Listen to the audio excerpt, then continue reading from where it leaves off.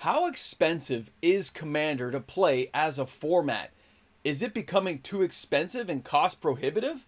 Well, in today's video, we're going to take a look at some of the pricing for Commander, and what you're going to see in today's video might surprise you.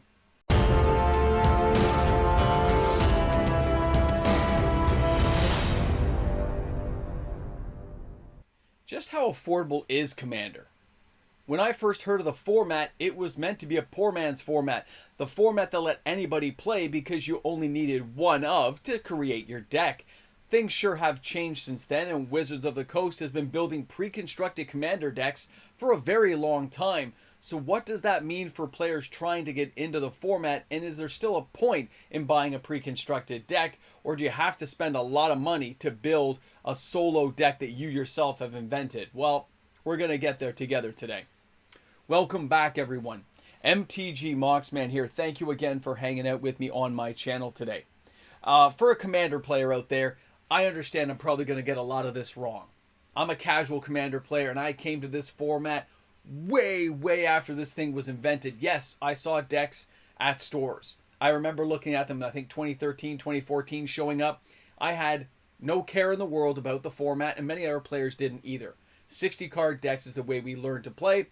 But the game has come a long way since then. We're the dinosaurs, us old people. We may understand it, we may get the rules of it, but it doesn't mean we're the top-notch people who understand and, of course, can build the best decks. Wizards of the Coast has come a long way as well in inventing and creating decks that every player can use. But as with many of you, we've noticed the prices have started to change. Not just inflation, but understanding that this is the most sought-after format for a lot of players out there, and this is the one that they realize they can raise the prices on. And it's been happening for a while.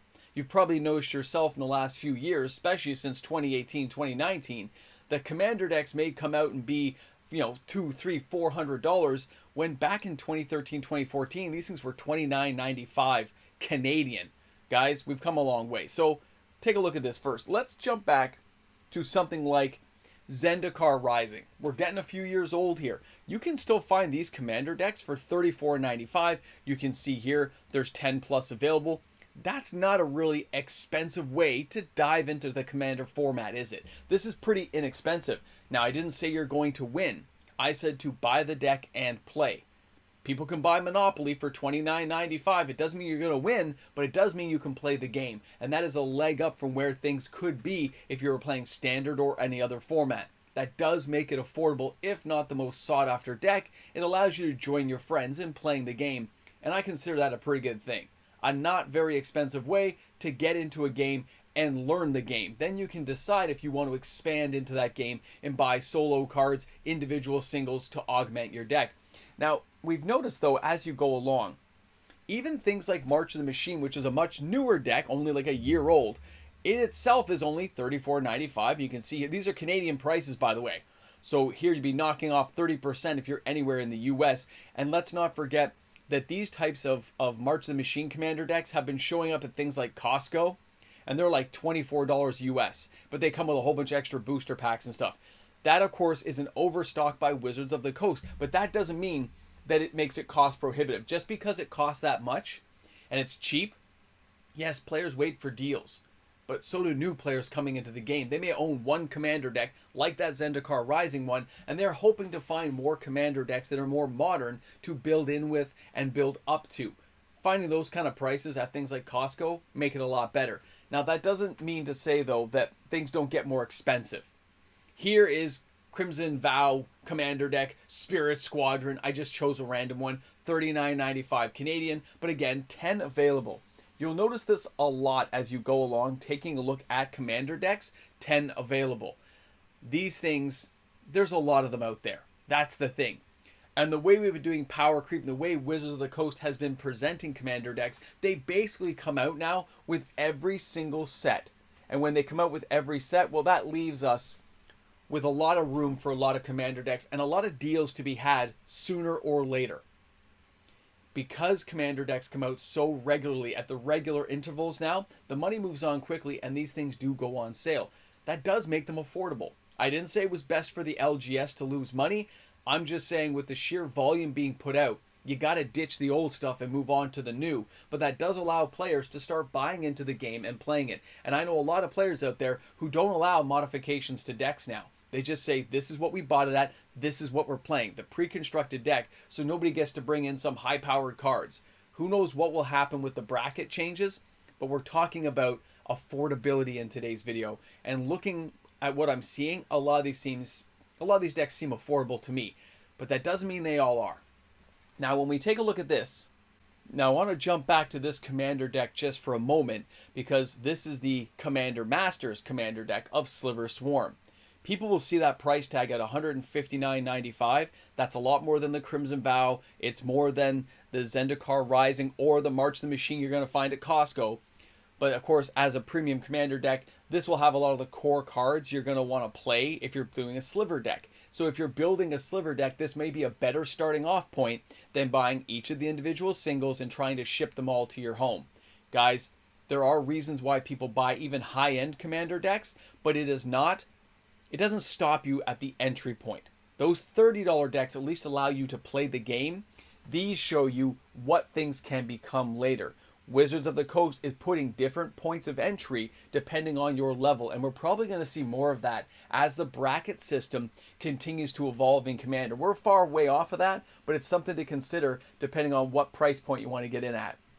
Now, let's not forget as well that some decks have not been reprinted and some decks are out of print. They've been around a long time. There are the collector factor as well as the hard to get cards. Here is 2017 Magic the Gathering Commander deck set of 4. It went for $1,377. And of course, it's got Markov in it. Now, for anyone who doesn't know this card, this vampire guy has not been reprinted. He's over $100 just by himself. And because of his Eminence ability, a lot of players who are building a vampire deck need to have that card. If you look at the one below it, the German one, you can see the price difference between these two. And that's because one's in German, the other one's in English, and it came with the other 3 decks. One singular deck being worth more money, being the more sought after, is happening regularly inside of Commander now. One deck is better than the others. We saw that with Duskmourn, with Doctor Who, Warhammer 40k, Lord of the Rings. It's been going around for a while. Wizards of the Coast makes it this way, I think, so the stores, the LGSs, can jack up the prices afterwards on that one particular deck to help recover some of their losses. But again, it's not a price point of entry. Yes, if you want that singular deck, you're going to pay more, but it's not stopping you. Now, the other thing we have to consider is when decks go out of print, you are going to see them get very expensive very quickly. Now, the Battle for Baldur's Gate Commander decks, there wasn't a ton made because the set wasn't that sought after. Things rotated out very quickly, and they're no longer in print. So whatever's out there is out there. You can see here, 600, 400, 400. When I bought these, they were $200. I still have them sealed. They're behind me in the backdrop here. As a mega D&D fan, I bought all the Commander decks, even though at the time I wasn't playing as much Commander. I've left them sealed. I love the idea of the Dungeons & Dragons characters. But other players out there want to play with these things. They want to open them. They want to excel and use them to have fun with. And that leads you down to things like this, where players walk into a store and they see that they're all sold out. They see that they are unavailable, they can't buy them, and they see the price tag attached to the product, which means even if they get it back in stock, it's going to cost a lot of money.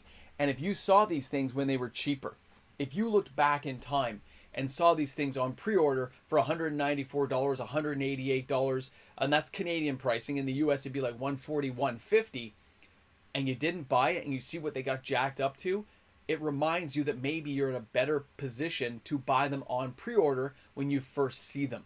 The problem is you don't know all the cards inside.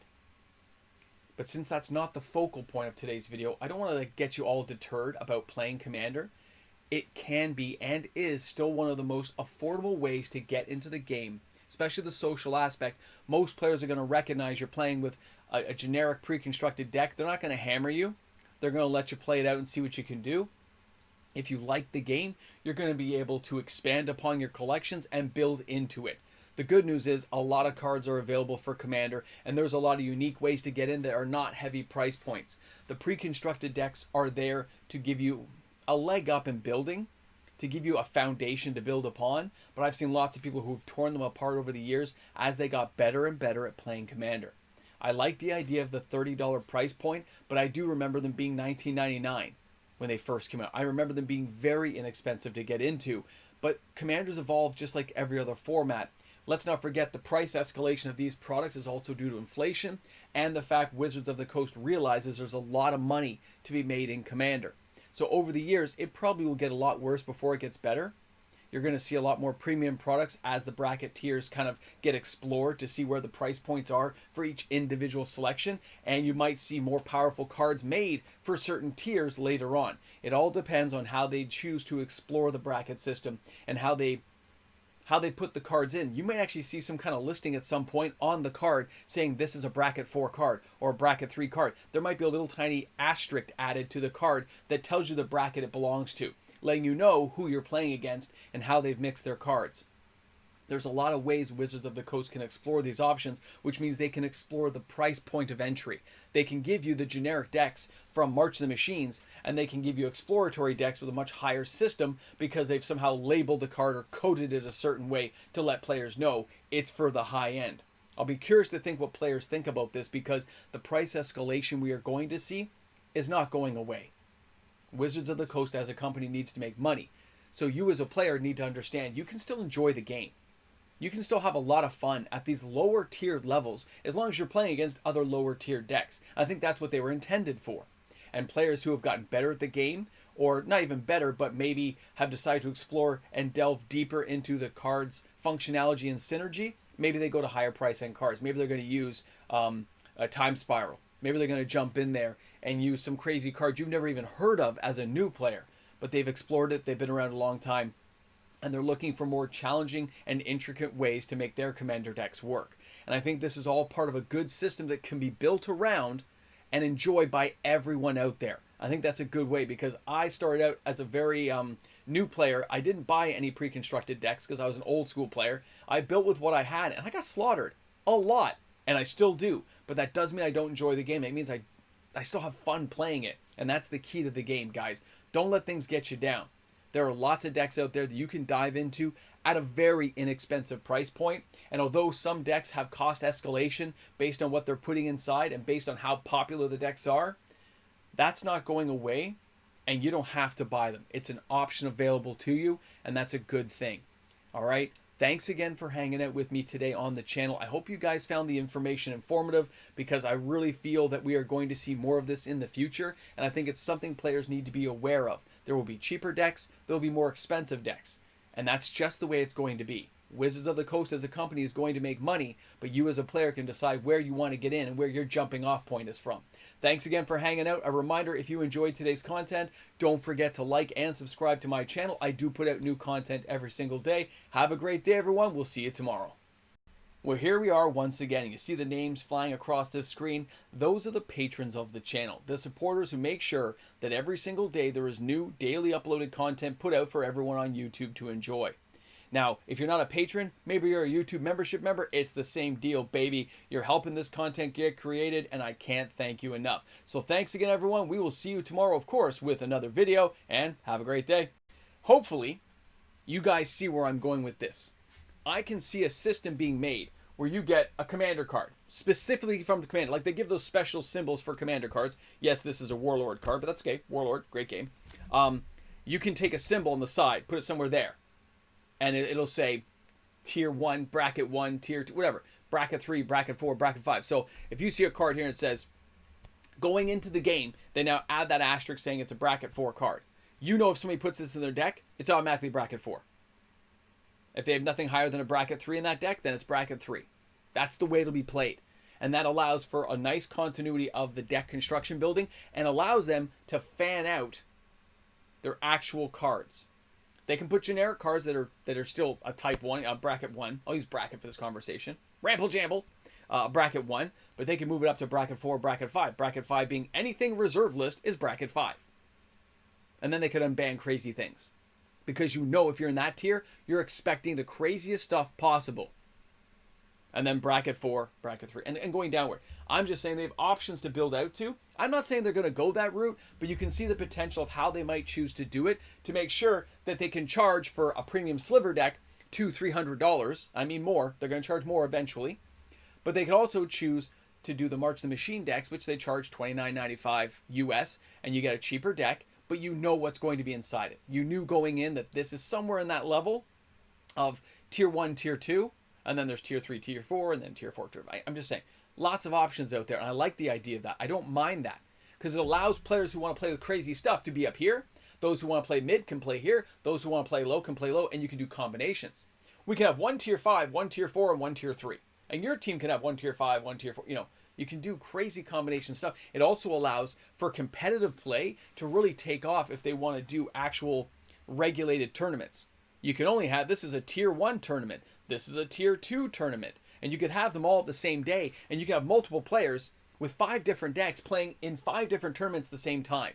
During the day, they have different things. They can allow the same players to play in different tournaments. I see a lot of potential here. I know this video probably won't get nearly as many views as I hoped it would get, but at the same time, it was fun putting together because I like the possibilities. And I think Wizards will probably realize these possibilities themselves and probably delve into that. If not right away, over time, it'll evolve into something like that. You guys let me know. Drop some comments. Guys, have an awesome day today. Thanks for hanging out with the Mox Man. I'll see you guys tomorrow. Ramble. Gamble.